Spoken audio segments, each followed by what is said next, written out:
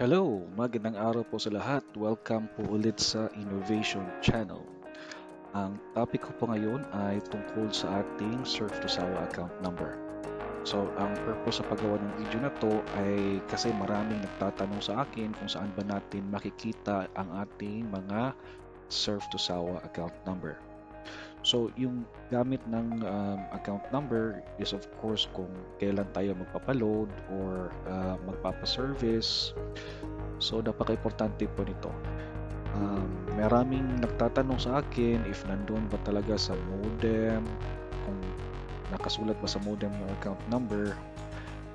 However, yung account number natin ay makikita po sa ating text message upon activation. Ito po yung example. Ito.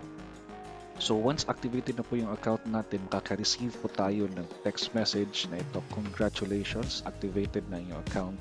So, ito yung account number, nagsisimula po ito sa 63877. Tapos, merong mga numero na o mga numbers na may kasunod po dito. Blur ko lang kasi confidential po yung account number natin. At after nyan, so makaka-receive tayo ng text message na natapos na inyong plan, ganito. So, hanapin po natin ang suking retailer sa inyong lugar o gamit ng online payment.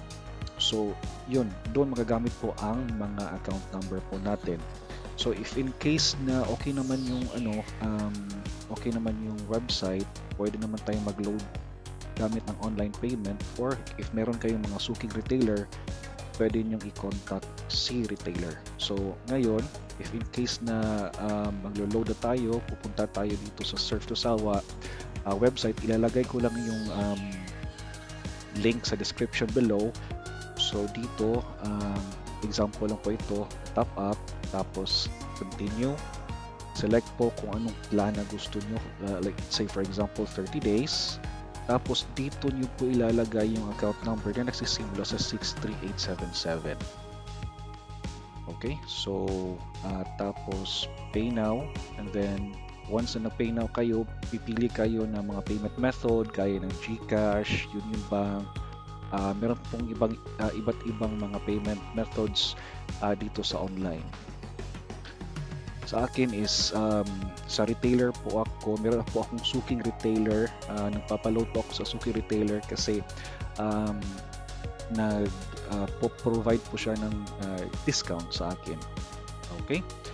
So sana po ay nasagot po ang inyong tanong regarding kung saan po natin matatagpuan yung or makikita yung Surf to Sawa account number natin. So hanggang dito na lang po muna. If in case na meron po kayong tanong, please leave a comment na lang po sa dito po sa channel. Please click on like and subscribe, or paki-share na lang din po if nagustuhan ninyo yung video. So, okay po.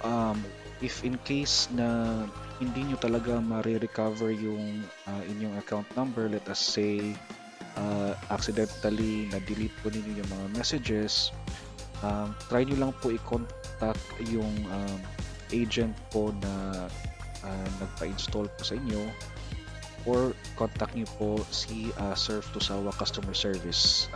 Regarding sa customer service, ilalagay ko lang din po yung link dito po sa description.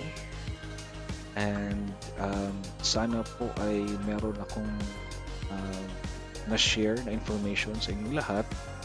And if in case po nagustuhan niyo, please like and subscribe, and click lang po niyo yung notification bell para updated po tayo sa mga susunod na videos. So sa susunod po, ang magiging topic ko ay ang pag-set up natin ng Blast TV account. Ito pong Blast TV account ay libre po ito para sa lahat ng Surf to Sawa subscribers. So mag-walk through po ako kung paano po mag-set up ng account ng Blast TV. So pakinabangan po natin ito since libre lang po. So marami pong mga TV series at mga movies na pwede nating ma-enjoy sa libreng service ni Surf to Sawa powered by Converge. So hanggang dito na lang po. So magandang araw po sa lahat, at Maraming salamat po sa konting oras na inilaan ninyo sa panonood ng video ito. So hanggang sa susunod, kita-kits sa next video.